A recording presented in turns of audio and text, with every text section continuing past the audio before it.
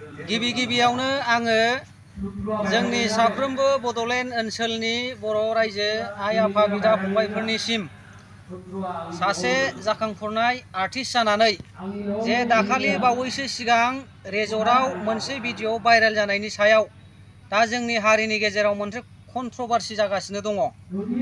दा दिनैहाय 27 तारिख जानुवारियाव मोनसे दुखुनांथाव जाथाय खोनाबावबाय जों रन्जन दैमारि सारा जोबथेसालिनिफ्राय गला। प्लास बे दिनावनो दिनै जोंनि बड'लेण्ड जांख्रिदों बनसुआबो आरो बेयावनो दिनै एबसुआबो मोनसे निन्दानिय खामानिखौ लानानैसो बिथांमोना धरना। हायोब्ला रन्जन दैमारि सारा जेलाव थादों बिनि सोमोन्दै मानो नोंथांमोनहा धरना होनो हायाखै? बेफोरबायदि मोनसे फिसा घटनाखौ लानानै मानो धरना खालामदों?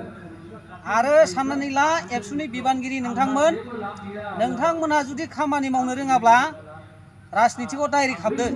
नोंसोर जाथिखौ बबे ट्रेनजों लांनो नागिरदों?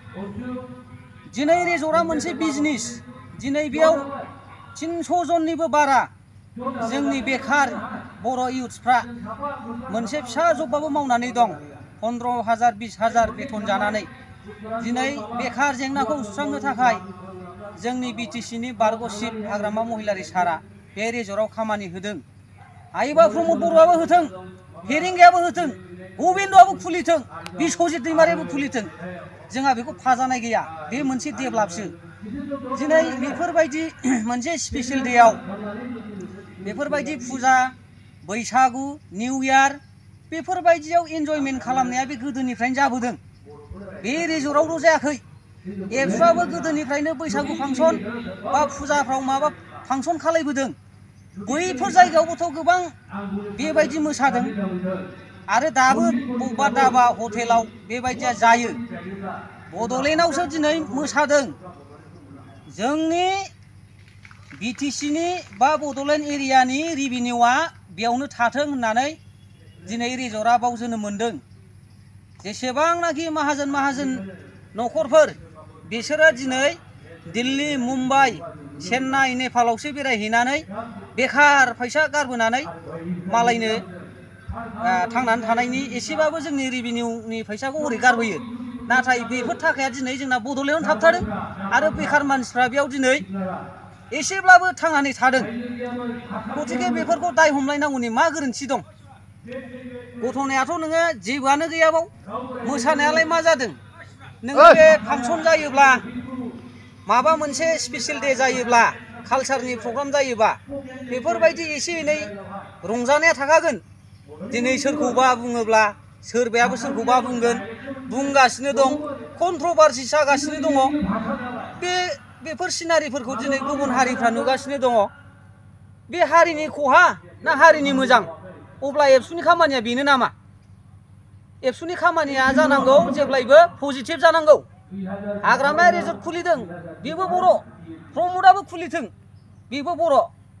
गतिके बिजनेसजोंबो माखासे बेखार जेंनाफ्रा सुस्रांजायो। दा बेयाव साभाबिक सेंग्रा सिख्लाफोरनि बे रंजानायखौ नोङो आसि थुयै नोङो सोरखौबा नों बादा होनो हाया। आरो बादा होनोब्ला बेबायदि सिस्टेमजों नङा, मोनसे पलिसि मेकिं ला। पलिसिखौ गोदोनिफ्रायनो लाबोदों, नाथाय प्रेक्टिकेलि ग्राउन्डआव नोंथांमोनहा पलिसिफोरखौ लानानै प्रेक्टिकेलि ग्राउन्डआव खामानि मावाखै। मिडियायावल' गुरब्ला नुजायो नोंथांमोनहा। राजखान्थिजों डाइरेक्ट इनडाइरेक्ट थाफानानै इलेक्सन खाथि फैब्ला हिर' जायो, नाथाय गामि सिङाव थांनानै प्रेक्टिकेलि खामानि मावनायाव नोंथांमोना जिर'। टटेल रिभलिउसननि बाथ्रा बुंदोंमोन। हारिमुनि फोथाराव मोनसे जांख्रिथाय लाबोनो नागिरदोंमोन। समाज बिथिं, थुनलाइ बिथिं, रांखान्थि बिथिं, जोंनि गासिबो अर्थनितिक बेबस्थानि सायाव नोंथांमोनहा मोनसे टटेल रिभलिउसननि बाथ्रा बुंदोंमोन। नाथाय बेफोर गासिबो दिनै फैलार जाजोब्बाय नालाय, दा दिनै बबेबा मोनसे पलिटिकेल एंगेलजोंल' थानानै गावनि बेनिफिटनि राहा लामाखौल' नायनानै हिर' जायो। आङो खोब दुखु मोनदों, लाजिदों। बेबायदिया जानो नाङा। जोङो सोरखौबा बुङोबा सोरबाया सोरखौबा निस्सय बुंनाया साभाबिकखा। दिनै सोरबाया सोरखौबा नुबाय, सोरबाया नै सोरनिबा फिसाजोफ्रा लिडारनि फिसाफ्रा भाइरेल जालायबाय। आरो बेखौ भाइरेल खालायोबा आरो गाबोन सोरबा लिडारनि फिसाजोखौबो भाइरेल खालामसै। अब्ला बेखौ सोर दिन्थिदों? बेखौथ' बैहाय भाइरेल खालायनानै जाबाय आरो बेखौ मिडियानि गेजेरजों एबसुनि मानसिफ्रा बेखौ बुंफिनामोन। बेखौ बुंनायाव कन्ट्रभारसि जाबाय दिनै। जों गावजों गाव मोनसे कम्पिटिसन लेभेलाव फैबाय। बे जेंनाखौ होमबा दिनै बोरै सुस्रांगोन? बारानिफ्राय बारा जाबाय। अन्नानै ओंखायनो नोंथांमोनहा मोनसे बिजनेस डेभेलप जानायखौ हिंसा दाजा। हायोबा बयबो खुलि। मा रेजर्टनि अनगायै माबा मोनसे सुपार 50 बा माबा मोनसे बिजनेस दंबावोब्ला गैफेरै बेखौबो लाबो बड'लेण्डआव। आरो बेयाव माखासे आर्टिस्ट नांबावगौब्ला आरो जोंनिनो माखासे आर्टिस्टफोरखौबो बेयावबो सोसन। जोंनाव बेखार जेंनायाल' सुस्रांजाथों। नाथाय डेभेलप बुस्थुनि सायाव सोरबाया जुदि गाज्रि गोसोजों हिंसाजों बुङोब्ला ससियेल मिडिया जुगाव रायजोफ्राबो नुगासिनो दं, बेखौ बिजिरगासिनो दङ। गाइखेरजों साफा खालामनानै लानो सानब्लाबो जाया। माखासे दानि मुगायाव गलाम न'खरब्लाबो एन्ड्रइड मबाइल थायो। डे बाय डे ससियेल मिडियायाव मा ओंखारगासिनो दङ बेखौ बिजिरनानै पाब्लिकफ्रा नायगासिनो दङ। गतिके कन्ट्रभारसि जानाय खामानिखौ दामाव एबसुआ। आं बेखौ खावलायगोन। आरो साफ्रोमबो जोंनि बर' हारि बिदा फंबायफ्रा दा मोनसे गाज्रि सिचुवेसन फैदों। रन्जन दैमारि सारा दिनै जेलावनो थाफिननांनाय राय। बे दिनाव बिसिना रिजर्टनि माबा मोनसे फिसा घटनाखौ लानानैसो दरना मा सिला सिं आं लाजिबाय। पलिसि बानाय जाथिखौ दैदेननायनि बेफोरबायदि मुगैथाव खामानिफोरखौ दामाव। पजिटिभ सान हारिनि थाखाय बेखिनिखौनो आं खावलायबाय।